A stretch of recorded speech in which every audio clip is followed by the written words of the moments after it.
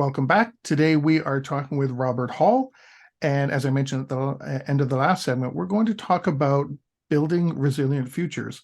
This just happens to be the title of Robert's book that will be coming out this year. Robert, so my first question to you is, from your book, because Robert provided me the table of contents, is let's talk about urban resilience. Yeah, sure. And it's only one chapter of the book, but it's clearly an important one. When you realize that sort of 70% of people are expected to live in by 2050, it does raise the question of, how are we going to be resilient in so many people are crammed together? And what I discover in when I wrote the book is that there are many solutions out there, and I think we're going to draw on a whole range of them rather than one. But certainly the idea of hybrid working, the pandemic has reinforced this, whereby we work in different ways than we have in the past. Some of us work in the office, some don't. Because if we get everybody, then when there's a disruption, it's going to be massive disruption.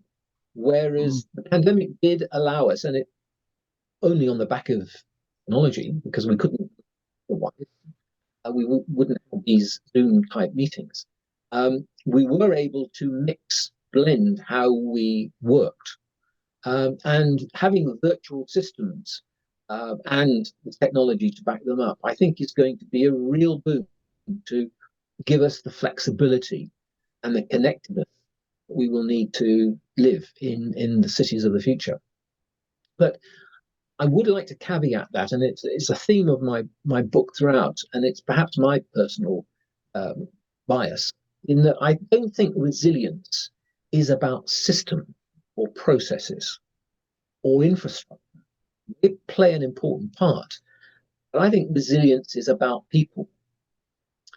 And if you can get people to behave in a different way, then I think you are more likely to be resilient than not. And I use the example often of London. For those who know London, it's been around a long while, and it's got some pretty ancient infrastructure.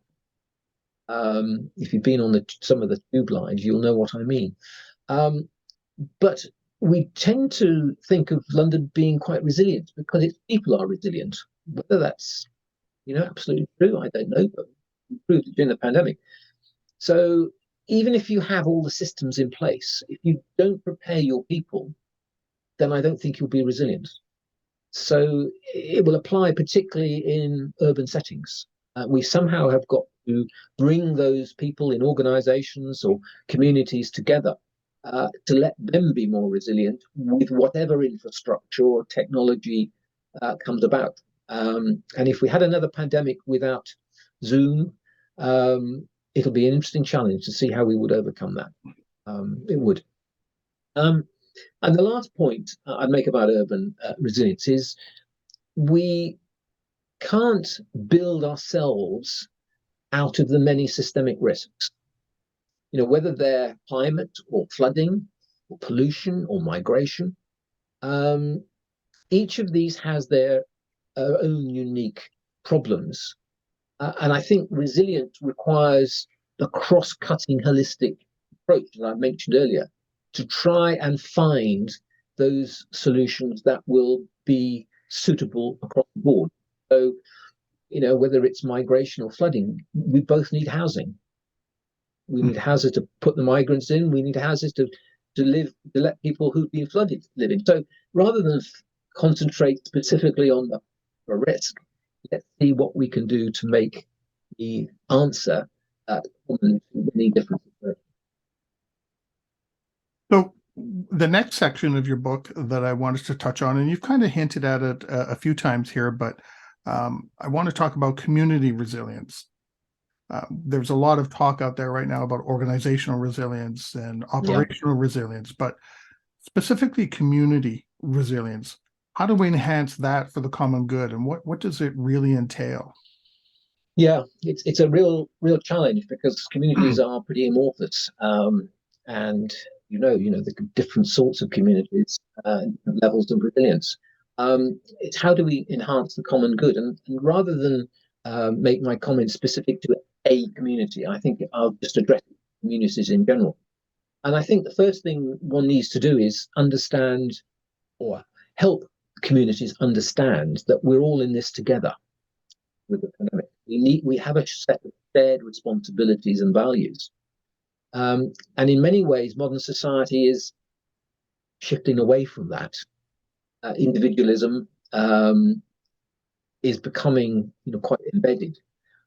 But in order to survive as a society, we do need to somehow bring communities more closely together, and collaborate. And that is, again, easy to say, but not very easy to do. It is essential. You need a common value, a common purpose. And I think pandemic gave us that. Everybody was hell bent on surviving and getting over the pandemic, and it brought people together. Unfortunately, the Ukrainian war, because it's for the UK, is distant. It doesn't quite have that resonance. Although you could say we've done remarkably well, as in many other countries, in dealing with the consequences of it, like energy security and energy prices. We've largely come together to overcome some of those. So identifying what people will coalesce around is a key point in communities. Second point, I think, is networking. Communities and businesses and people need to network. And I think if we have or can place more emphasis on volunteering through networks, then I think that's can only be a good thing to make communities more resilient. And again, using the pandemic, in the UK, we had something like 750,000 people volunteered in the early days to help with the pandemic. Very few of them were subsequently contacted, but it showed that there was a community spirit and people were willing to engage with it. And we need to really major on that and develop what is existing now. We've got lots of volunteering charities, etc., but we really need to multiply that up into the millions, not a few hundred thousands. We are going to meet a major disaster. And the last thing I think about communities is we need to start with schools. You don't start talking to children, school children, college students about resilience and what it means for them, then you're never going to move that through the working agenda for people at CEO level who never experienced it. So I think there's a lot we can do to teach resilience in schools to help community and people. It's interesting you just mentioned the schools because I don't know about the UK, but over here, in a lot of the school boards around where I live, students in high school do have to do volunteer work for certain, I don't know what the amount of hours are, but each semester they have to do a certain amount of volunteering. Yeah. Yeah. And if that continues on, then hey, that's going to be great. That'll help with some of the things that you just brought forward.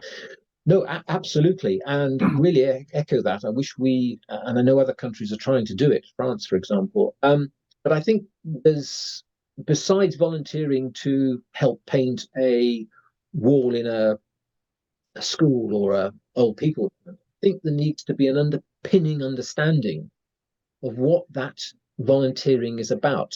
It's not just the wall; it's there to help nations in crisis.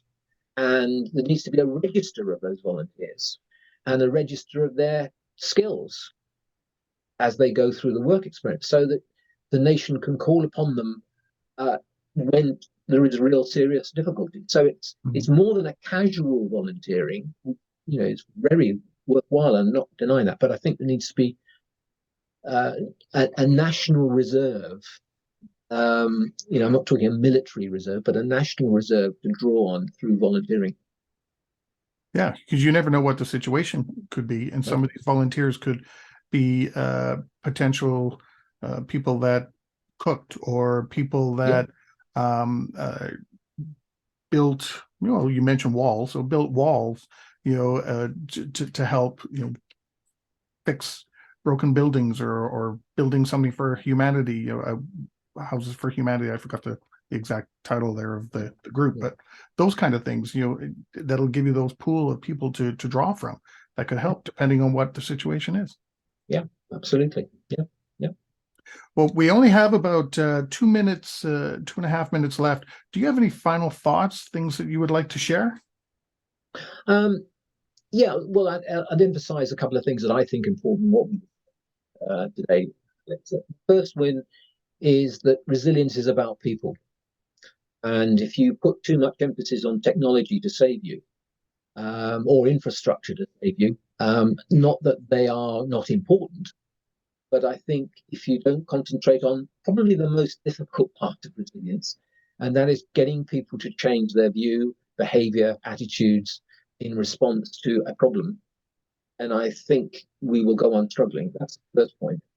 The second point I make is about Ukraine, really, or use a comparison.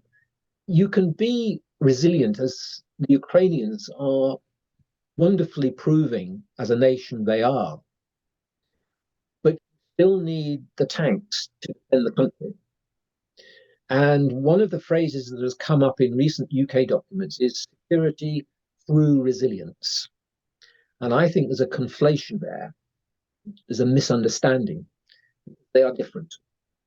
Resilience is about being able to pick yourself up and move forward. Security is defending the homeland. And they're not the same. They have a correlation, but they're not the same. And I don't think you can get security through resilience, which is an argument that's being branded here. The last point I'd make is I think the pandemic has proved that we're still able to learn and apply the lessons of the past, but they need to be applied. And it's all very well to have documents to say these are the lessons from the pandemic, but if it goes in a drawer and you don't actually apply them, then they may well not be written in the first place.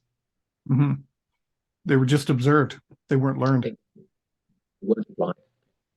Well, on that note, we've come to the end of the show. Robert, thank you very much for chatting with us today. I really appreciate all your insights that you shared. Pleasure. Thank you very much indeed. And I'm grateful for the interview, and thank you very much.